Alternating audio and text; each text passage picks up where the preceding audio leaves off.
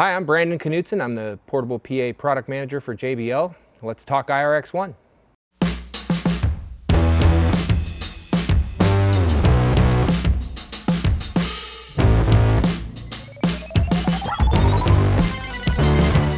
One aspect that we wanted to look at was the predecessor to this product, which was the Eon 1 Pro. And the Eon 1 Pro had an award-winning industrial design.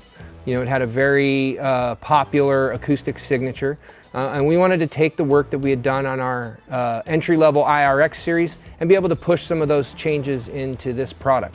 One of the changes was fully functional 55 dB microphone preamps. You know, the Eon 1 Pro, the predecessor to this product, didn't have that much gain on the microphone preamp, so it would limit the selection of microphones you could use. We really wanted to make sure that we addressed that.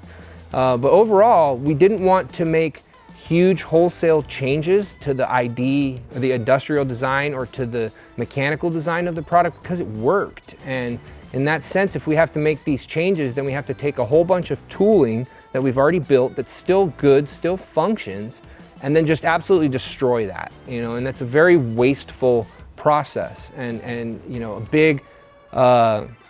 a big focus of Harman over the last 2 years, 3 years, has been a real strong focus on sustainability and how can we make improvements to our processes and our products without sacrificing the environment and the world we live. And it may seem minuscule in the grand scheme of things, but reusing plastic tooling is just one less piece of tooling that you have to run, which complicates downstream, you know, runs a whole bunch of carbon emissions into the environment and all sorts of things like that. So really we wanted to take what worked, improve on it, and you know, combine that with some of the things we've learned with products that came before this to make a better all-in-one package. The mixer and DSP is all incredibly simple. It's all push button or knob twist, right? So there's no heavy principles to listen or try to learn. You know, the preset knob, you twist it and it loads.